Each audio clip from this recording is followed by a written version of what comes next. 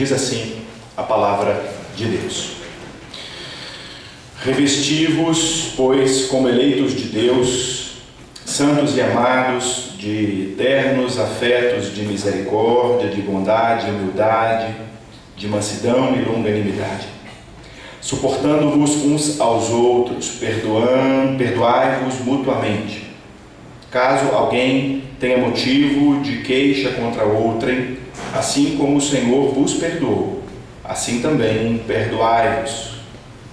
Acima de tudo isso, porém, esteja o amor, que é o vínculo da perfeição. Seja a paz de Cristo o árbitro em vosso coração, a qual também fostes chamados em um só corpo, e sede agradecidos. Habite ricamente em vós a palavra de Cristo, instruí-vos e aconselhai-vos mutuamente em toda sabedoria, louvando a Deus com salmos e hinos e cânticos espirituais, com gratidão em vosso coração. E tudo o que fizerdes, seja em palavra, seja em ação, fazei-o em nome do Senhor Jesus, dando por ele graças a Deus Pai. Retornemos um pouquinho nos livros. Vamos lá nos livros biográficos. Evangelho de Mateus, capítulo 6, verso 33. Ele finaliza um texto muito conhecido quando Jesus fala sobre a ansiedade pela vida, depois de se preocupar com o que comer, o que se vestir, onde dormir, onde morar. De repente ele termina assim: buscai, pois, em primeiro lugar o reino de Deus e a sua justiça, e todas estas coisas vos serão acrescentadas. Oremos, meus irmãos. Estamos aqui, Senhor, esta manhã mais uma vez, mais um domingo, e queremos te agradecer. Muito obrigado. Obrigado por esse domingo e pelo dia do trabalho, onde olhamos para a história do século XIX e aonde sofremos até hoje, quando muitos sofreram.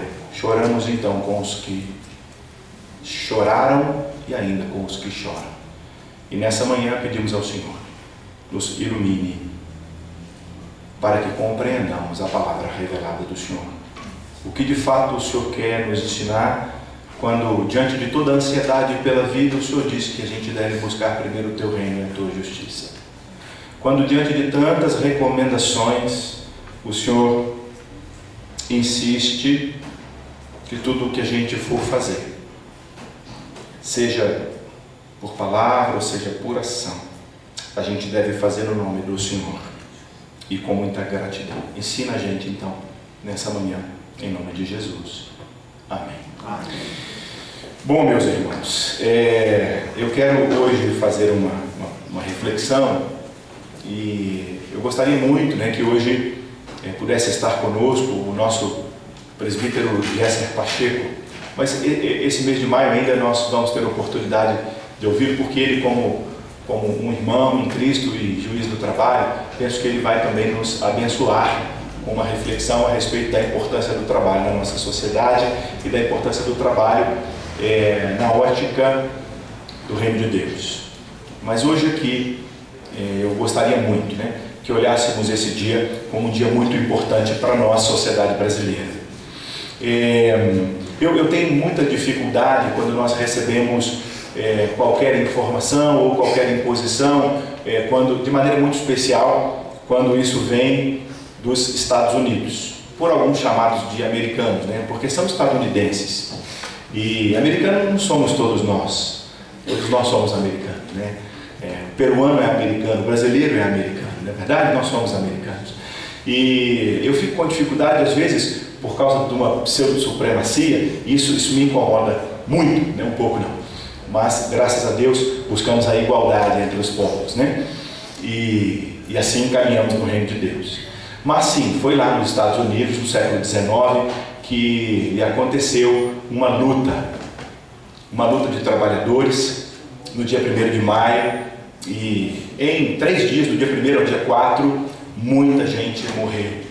Entre trabalhadores e policiais, em muitos conflitos. E por causa disso instituiu-se 3 anos após esse evento, né, que celebraria então, comemoraria então, em homenagem aos mortos desse evento, no dia 1º, o dia do trabalho, o dia da luta por dignidade, o dia da luta por justiça.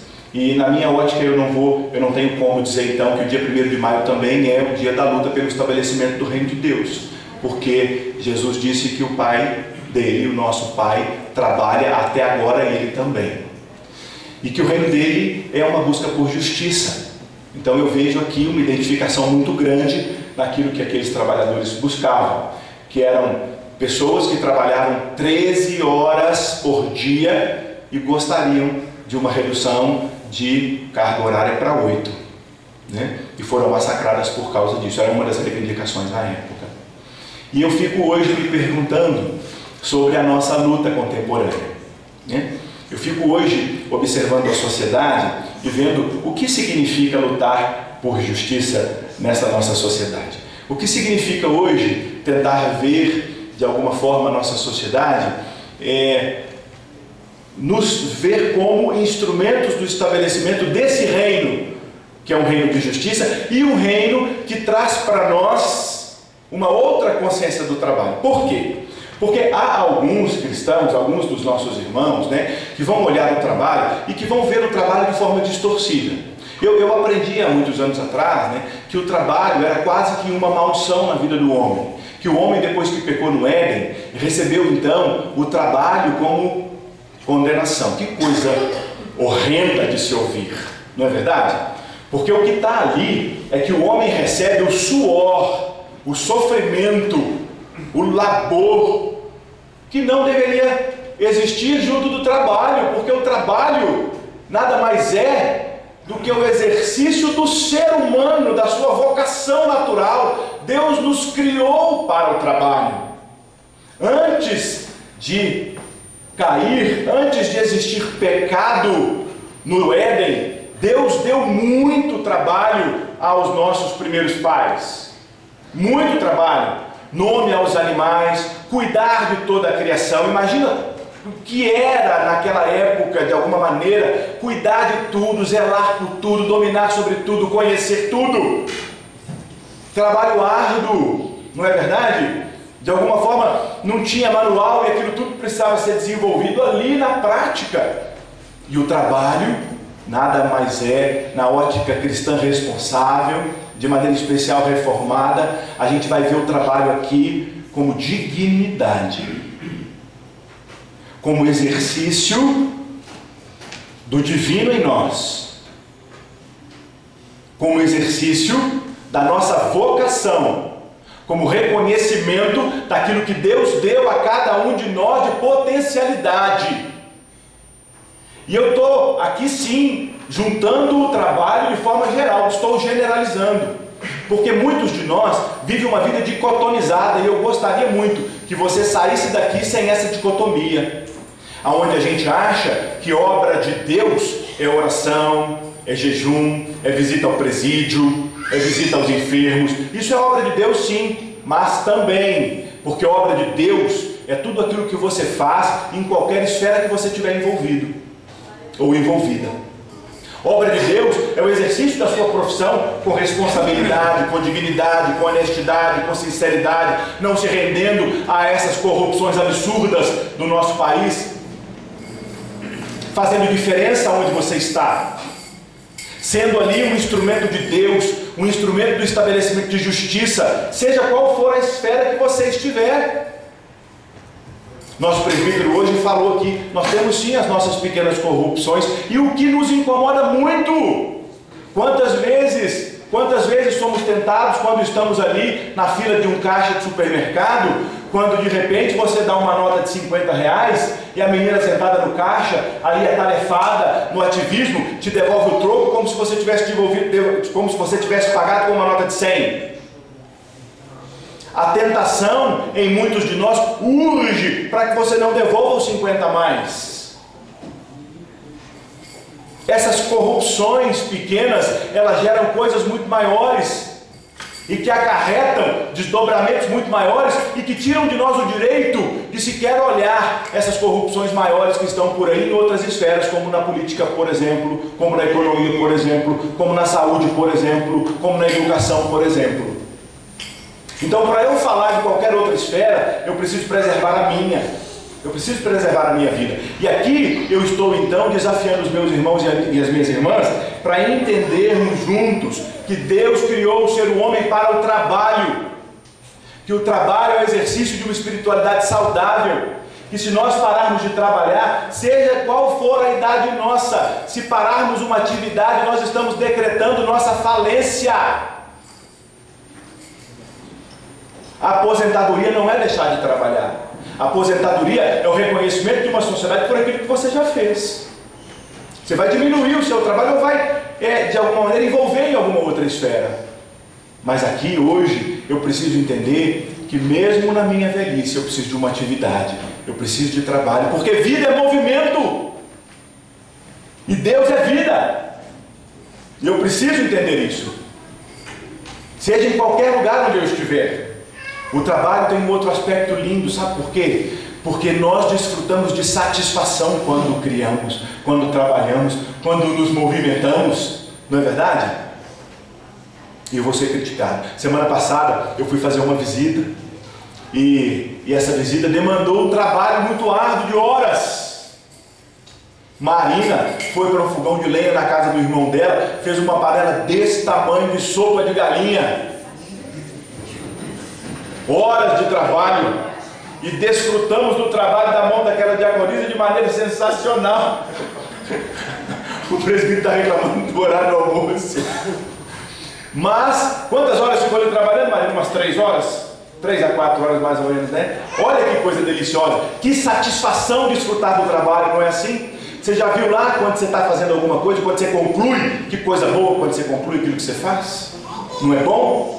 Não é bom, dona Heroína, quando a senhora frita aquele biscoitinho de polvilho quando a gente vai na casa da senhora? É óbvio, não é assim? Qualquer que seja o trabalho da gente. Não é bom quando você conclui um projeto? Não é bom quando a gente batalha e acaba de escrever? Reverenda Cleusa está aí num trabalho árduo. Ontem eu fiquei super feliz. Ela disse para mim assim: poxa, já concluí 200 páginas. Glória a Deus! Não é assim? Glória a Deus! Né? E é assim que a gente precisa de entender o trabalho. É a vida o trabalho. E para encerrar, eu preciso entender que o trabalho é oferta a Deus. A vida é uma oferta a Deus. O culto começa ao dia que a misericórdia te alcança. E ele não termina não. Ele não começa às 10h30 e termina 10 para meio-dia, que é o que a gente tenta fazer. Não, não. O culto começa o dia que a misericórdia te alcançou. E aí a gente começa a trabalhar para a glória de Deus. E que assim a gente possa então buscar justiça. Acabar, sabe qual é o desafio que a gente tem? Ainda hoje, lutar por igualdade de gênero no trabalho. Que vergonha quando uma mulher ocupa o mesmo cargo que um homem e ainda tem um salário desigual. Que vergonha um negro não conseguir a mesma posição que alguém de outra cor. Que vergonha na nossa sociedade. Mas eu espero que ainda lutemos por isso. Eu espero que ainda a gente consiga relacionamentos harmônicos e democráticos na nossa sociedade. Eu espero que hoje, nesse 1º de maio, a gente lute por justiça, pelo reino de Deus e porque tudo que a gente faça no nome do Senhor, em nome de Jesus. Amém. Oremos, meus irmãos e minhas irmãs. Pai, eis-nos aqui nesse dia do trabalho, onde todos nós somos envolvidos nele. E aqui pedimos ao Senhor, nos abençoe. Pedimos ao Senhor, seja conosco. Pedimos ao Senhor, estabeleça sobre nós graça cotidiana, para que exerçamos a nossa vocação, o presente que Deus nos deu, e com satisfação, como oferta ao Senhor, independente das injustiças, façamos tudo com sinceridade e honestidade, para que o Senhor seja honrado no caminho da vida que experimentamos na existência, em nome de Jesus. Amém. Graças